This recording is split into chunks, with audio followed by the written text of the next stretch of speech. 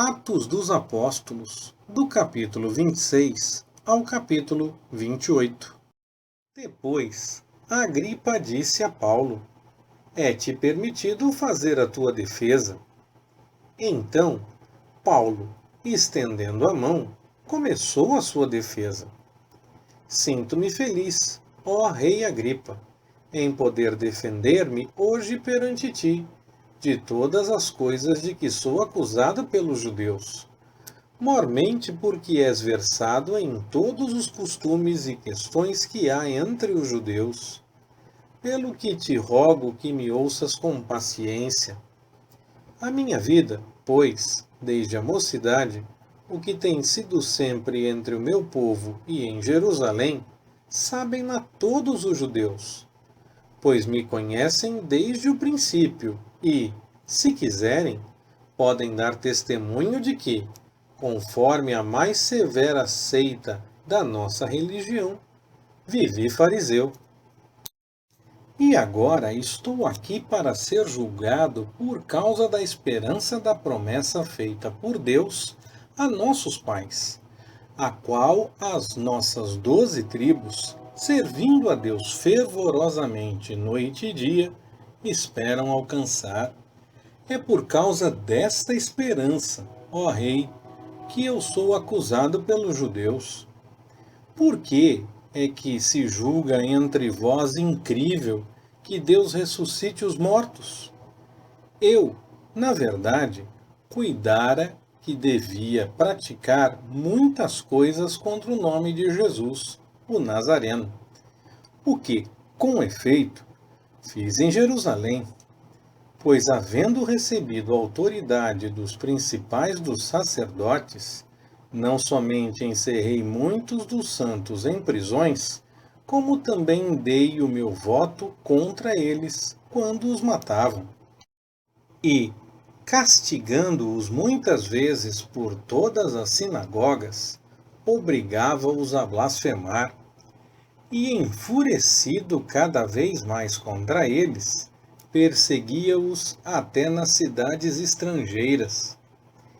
Indo com este encargo a Damasco, munido de poder e comissão dos principais sacerdotes, ao meio-dia, ó rei, vi no caminho uma luz do céu, que excedia o esplendor do sol, resplandecendo em torno de mim e dos que iam comigo. E, caindo nós todos por terra, ouvi uma voz que me dizia em língua hebraica: Saulo, Saulo, por que me persegues? Dura coisa te é recalcitrar contra os aguilhões. Disse eu: quem és, Senhor? Respondeu o Senhor: eu sou Jesus, a quem tu persegues. Mas levanta-te e põe-te em pé, pois para isto te apareci, para te fazer ministro e testemunha, tanto das coisas em que me tens visto, como daquelas em que te hei de aparecer, livrando-te deste povo e dos gentios, aos quais te envio, para lhes abrir os olhos a fim de que se convertam das trevas à luz, e do poder de Satanás a Deus, para que recebam remissão de pecados e herança entre aqueles que são santificados pela fé em mim. Pelo que, ó Rei Agripa, não fui desobediente à visão celestial, antes anunciei primeiramente aos que estão em Damasco, e depois em Jerusalém, e por toda a terra da Judéia, e também aos gentios, que se arrependessem e se convertessem a Deus, praticando obras dignas de arrependimento. Por causa disto, os judeus me prenderam no templo e procuram matar-me. Tendo, pois, alcançado socorro da parte de Deus, ainda até o dia de hoje permaneço, dando testemunho tanto a pequenos como a grandes, não dizendo nada senão o que os profetas e Moisés disseram que devia acontecer, isto é, como o Cristo devia padecer e como seria ele o primeiro que, pela ressurreição dos mortos, devia anunciar a luz a este povo e também aos gentios. Fazendo ele deste modo a sua defesa, disse Festo em alta voz: Estás louco, Paulo. As muitas letras te fazem delirar. Mas Paulo disse: Não deliro, ó excelentíssimo Festo. Antes digo palavras de verdade e de perfeito juízo. Porque o rei, diante de quem falo com liberdade, sabe destas coisas, pois não creio que nada disto lhe é oculto, porque isto não se fez em qualquer canto. Crês tu nos profetas, ó rei Agripa? Sei que crês. Disse Agripa a Paulo: Por pouco me persuades a fazer-me cristão. Respondeu Paulo: Prouvera a Deus que, ou por pouco ou por muito, não somente tu, mas também todos quantos hoje me ouvem, se tornassem tais qual eu sou, menos estas cadeias. E levantou-se o rei, e o governador, e Berenice, e os que com eles estavam sentados, e retirando-se, falavam uns com os outros, dizendo: Este homem não fez nada digno de morte ou prisão. Então Agripa disse a Festo: Este homem bem podia ser solto, se não tivesse apelado para César. E, como se determinou que navegássemos para a Itália, entregaram Paulo e alguns outros presos a um centurião por nome Júlio, da corte augusta. E embarcando em um navio adramitino, que estava prestes a navegar em demanda dos portos pela costa da Ásia, fizemo-nos ao mar, estando conosco Aristarco, macedônio de Tessalônica. No dia seguinte, chegamos a Sidom, e Júlio, tratando Paulo com bondade, permitiu-lhe ir ver os amigos e receber deles os cuidados necessários. Partindo dali, fomos navegando a sotavento de Chipre. Tendo atravessado o mar ao longo da Cilícia e Panfilha, chegamos a Mirra, na Lícia. Ali o centurião achou um navio de Alexandria que navegava para a Itália e nos fez embarcar nele.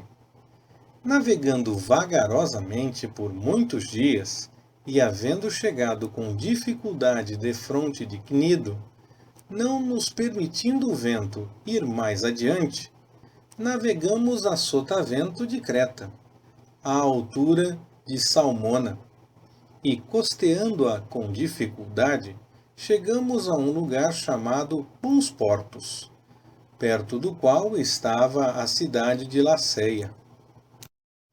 Havendo decorrido muito tempo, e tendo se tornado perigosa a navegação, porque já havia passado o dia do jejum, Paulo os advertia, dizendo-lhes: Senhores, vejo que a viagem vai ser com avaria e muita perda, não só para a carga e o navio, mas também para as nossas vidas. Mas o centurião dava mais crédito ao piloto e ao dono do navio do que às coisas que Paulo dizia. E não sendo o porto muito próprio para invernar, os mais deles foram de parecer que daí se fizessem ao mar, para ver se de algum modo podiam chegar a Fenícia, um porto de Creta que olha para o nordeste e para o sueste, para ali invernar. Soprando brandamente o vento sul, e supondo eles terem alcançado o que desejavam, levantaram ferro e iam costeando Creta bem de perto. Mas, não muito depois, desencadeou-se do lado da ilha um tufão de vento chamado Euroaquilão, e, sendo arrebatado o navio e não podendo navegar contra o vento, cedemos à sua força, e nos deixávamos levar. Correndo a sotavento de uma pequena ilha chamada Cauda, somente a custo pudemos segurar o bote, o qual recolheram, usando, então, os meios disponíveis para cingir o navio, e temendo que fossem lançados na Sirte, arriaram os aparelhos e se deixavam levar. Como fôssemos violentamente açoitados pela tempestade, no dia seguinte começaram a alijar a carga ao mar, e ao terceiro dia, com as próprias mãos, lançaram os aparelhos do navio. Não aparecendo por muitos dias nem sol nem estrelas, e sendo nós ainda batidos por grande tempestade, fugiu-nos afinal toda a esperança de sermos salvos. Havendo eles estado muito tempo sem comer, Paulo, pondo-se em pé no meio deles, disse: Senhores, devíeis ter me ouvido e não ter partido de Creta, para evitar esta avaria e perda.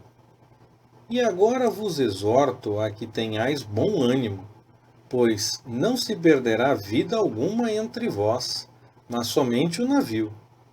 Porque esta noite me apareceu um anjo do Deus de quem eu sou e a quem sirvo, dizendo: Não temas, Paulo, e importa que compareças perante César, e eis que Deus te deu todos os que navegam contigo. Portanto, senhores, tende bom ânimo, pois creio em Deus que há de suceder assim como me foi dito. Contudo, é necessário irmos dar em alguma ilha. Quando chegou a 14ª noite, sendo nós ainda impelidos pela tempestade no mar de Adria, pela meia-noite, suspeitaram os marinheiros a proximidade de terra, e lançando a sonda, acharam 20 braças. Passando um pouco mais adiante, e tornando a lançar a sonda, acharam 15 braças.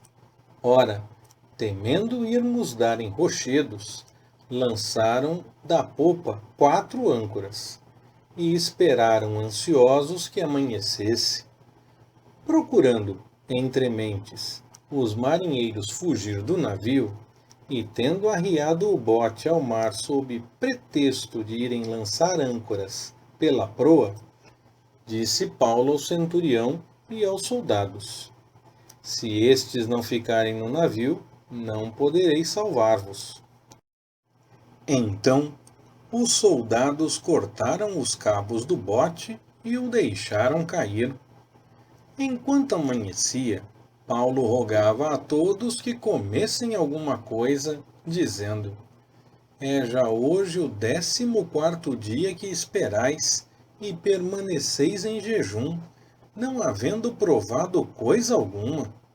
Rogo-vos, portanto, que comais alguma coisa, porque disso depende a vossa segurança, porque nenhum cabelo cairá da cabeça de qualquer de vós. E havendo dito isto, tomou o pão, deu graças a Deus na presença de todos e, partindo-o, começou a comer. Então, todos cobraram ânimo e se puseram também a comer.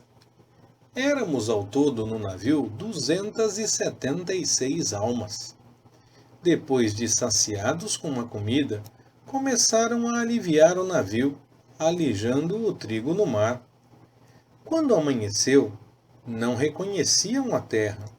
Divisavam, porém, uma enseada com uma praia, e consultavam se poderiam nela encalhar o navio. Soltando as âncoras, deixaram-nas no mar, largando ao mesmo tempo as amarras do leme, e, alçando ao vento a vela da proa, dirigiram-se para a praia. Dando, porém, num lugar onde 2 correntes se encontravam, encalharam o navio, e a proa, encravando-se, ficou imóvel, mas a polpa se desfazia com a força das ondas. Então, o parecer dos soldados era que matassem os presos para que nenhum deles fugisse, escapando a nado. Mas o centurião, querendo salvar a Paulo, estorvou-lhes este intento e mandou que os que pudessem nadar fossem os primeiros a lançar-se ao mar e alcançar a terra, e que os demais se salvassem, uns em tábuas e outros em quaisquer destroços do navio. Assim chegaram todos à terra salvos. Estando já salvos, soubemos, então, que a ilha se chamava Malta.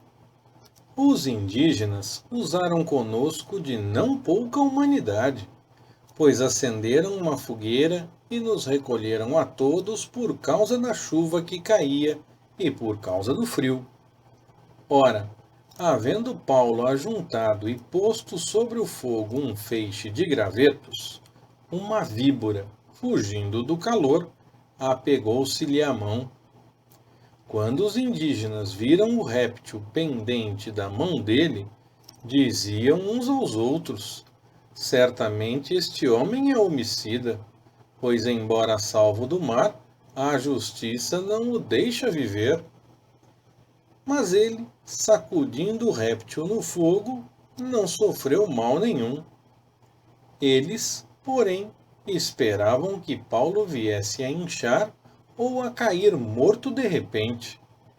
Mas tendo esperado muito tempo e vendo que nada de anormal lhe sucedia, mudaram de parecer e diziam que era um deus.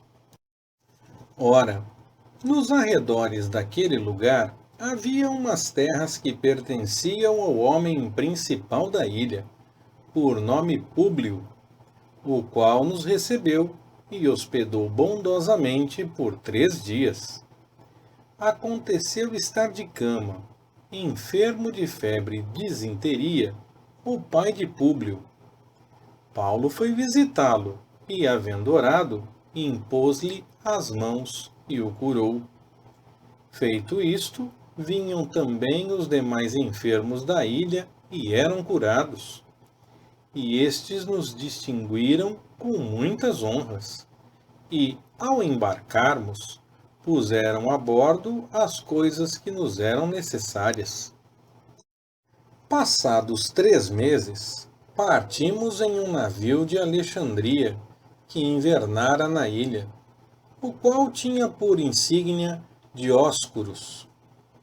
E chegando a Siracusa, ficamos ali 3 dias, donde, costeando, viemos a Régio, e, soprando no dia seguinte o vento sul, chegamos em 2 dias a Putéoli, onde, achando alguns irmãos, fomos convidados a ficar com eles 7 dias, e depois nos dirigimos a Roma. Ora, os irmãos de lá, havendo recebido notícias nossas, vieram ao nosso encontro até a praça de Ápio e às 3 vendas.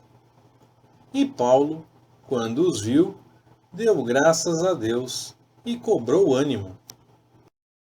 Quando chegamos a Roma, o centurião entregou os presos ao general do exército, mas a Paulo se lhe permitiu morar à parte, com o soldado que o guardava.